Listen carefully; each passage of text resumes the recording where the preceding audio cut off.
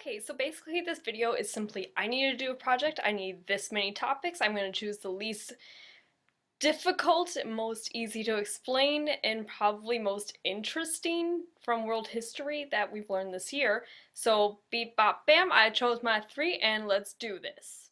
The Italian Renaissance was a period that followed the Middle and Dark Ages where basically a lot of people died from the Black Plague, so Europe's population was kind of low, and this is actually pretty intense that this actually happened because it was basically brought on by a bunch of philosophers who really just studied a bunch of stuff that the ancient Greeks and Romans had already learned, but they were also pretty advanced for the time, even though their, empire kind of went to shambles, but nobody can win all the time.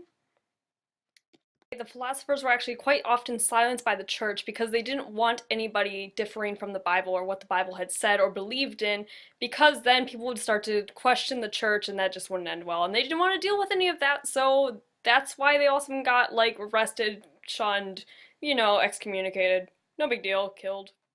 Which actually started out in Italy, then soon spread to Europe, brought new forms of art that was more realistic and pictured more biblical people and more scenes from the Bible. Anyway, this brought new forms of art that was more realistic and looked less like something that a 2-year-old drew. The Renaissance did bring more than art. It also brought types of medicine that we still use today, such as more intricate medical practices that have been perfected now and less dangerous, and you don't die as much. That's pretty cool, I guess. Like all good things, they must come to an end. This actually ended because all the countries around Italy started becoming greedy little. Anyway, moving on from that, after the Renaissance came the Crusades, and it was basically a bunch of bigger countries taking over smaller countries that were a lot less powerful and weak and basically succumbed to them because they had no other choice.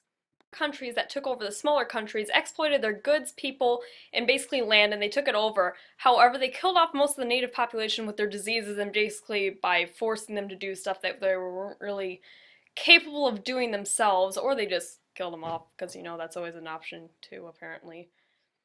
Good did come out of the explorations. First of all, there's more trade routes, so more countries started interacting with each other. Also, we came up with the Americas, and then they kind of killed off a lot of the natives, but still got America.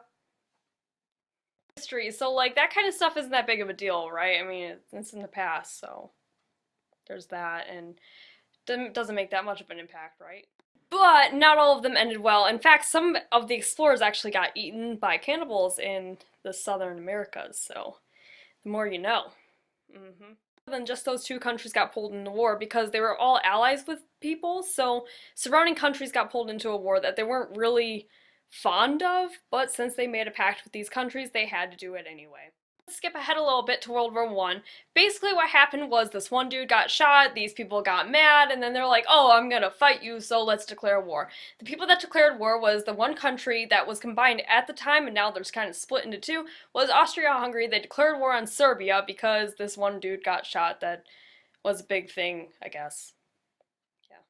Austria-Hungary, which was actually known as the Central Powers during the time. We had Germany, the Ottoman Empire, and Bulgaria, which isn't noted very much in the textbooks, but they're there. They exist. They contributed, so give them some credit. Which was known as the Allied I just got a text. Thanks.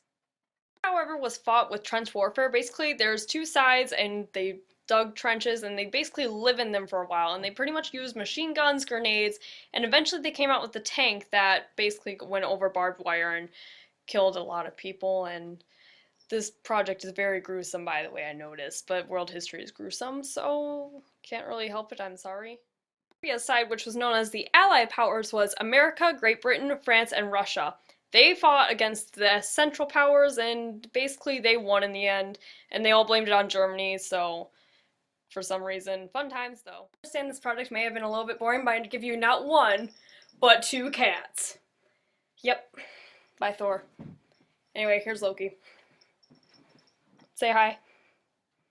Yep.